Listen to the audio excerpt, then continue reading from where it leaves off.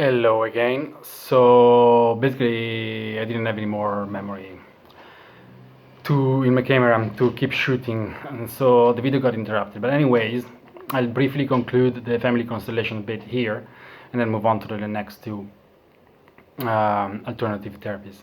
Well, therapies. They're not really therapies, but I don't have a better way to call them.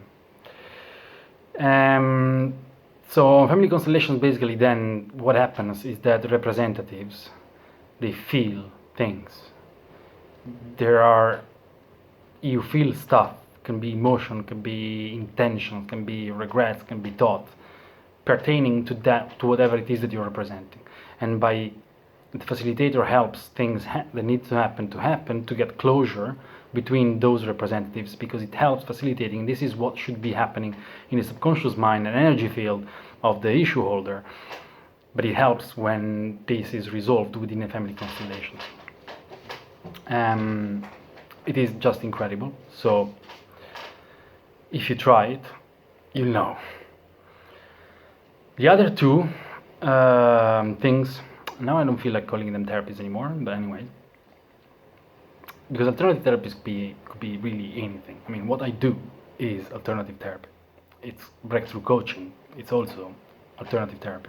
But anyways, one of them is breathwork. So breathwork, there are a lot of different types, but it's great when the body is the focus, when you've done a lot of work at the psychological level, and yet there are emotions stored, locked in your body that are ready to, but they're not really getting out. Breathwork brings them out within a safe environment. It helps a lot when you have stored emotions that really don't come out. Breathwork is really helpful to that purpose. There are many different types of breathworks. The ones that I found more powerful are two. One is rebirthing breathwork, and this is based on a guy that basically practicing this form of breathwork experienced his own rebirth while he was having a bath.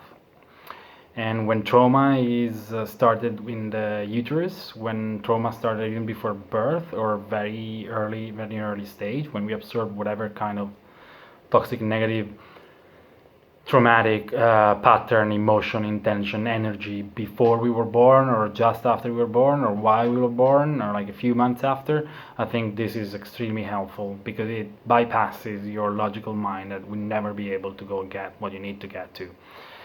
It's a very powerful technique to get your stored, locked emotions out. And the other type is biodynamic breathwork. It has been founded by a guy called Giten, who's based in Bali and New York, and moves around a lot. I went to one of his workshops with him in Geneva, and then I worked with a biodynamic breathwork practitioner for 2 years. And that's also extremely powerful. It is more focused on the body, so the movements within your body, rather than breathwork, rebirthing breathwork. But it's also extremely powerful, and go get that really tough, awful emotion that you are not allowing yourself to feel, that your system is locked, it's super far away, you have no memories of it. Breathwork is extremely powerful in bringing it up.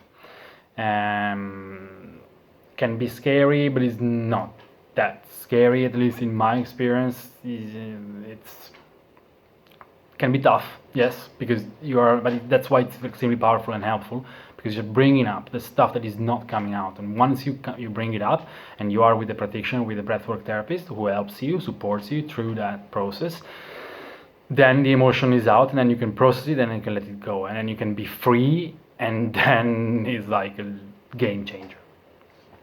So this is breathwork. By the way, if you're interested in any of these things, if you have questions about, you have specific questions about family constellation, you have specific questions about breathwork, whether it be biodynamic or rebirth, please do reach out. I have personally experienced rebirth, but it was a component. I had done a lot of rebirthing breathwork before, and then it was working with an hypnotherapist. And I talk about my approach, and the approach that I received and that I follow in other videos, like Principle of Trauma 1, 2, and 3, and 4. And then the third and this is like a very famous one and a very kind of weird one, is ayahuasca.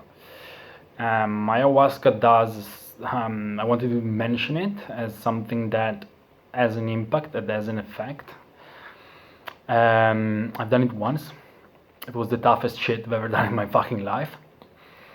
I got the call, so I did it because I really got the call, but I think I'm the kind of person, I think if you've seen my introduction video from many years ago, where, I mean, which is named The Soul Warrior, I'm the kind of person who, like, I want to do it as soon as I can, then I've, this approach has to definitely be balanced with self-love, self-care, self-compassion, otherwise it has, if you rush through things, it has never the input, but I mean, I did it as soon as I felt I was ready, as soon as I got the call.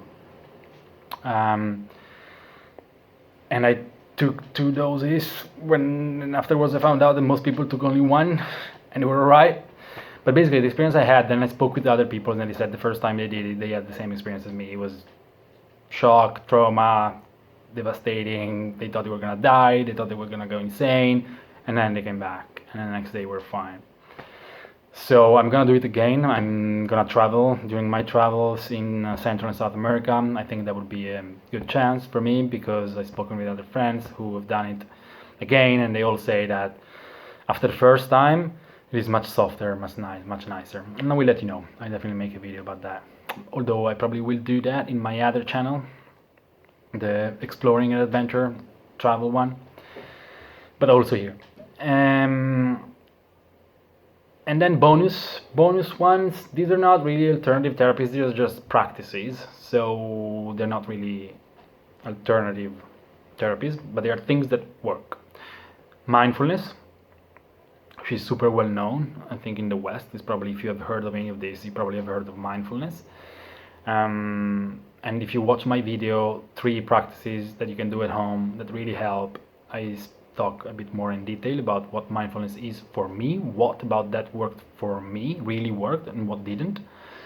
And then generally meditation and things like Qigong. And I will mention also a special type of yoga, which is Kundalini yoga. Kundalini yoga is very similar to Qigong. It works with the energy, works with the body. Other types of things are also conscious movement, conscious dancing, and things like that. But those are a bit more like on the practices to support the main therapeutic journey that is the core, the column of your healing journey. And I think I'm done. See you later.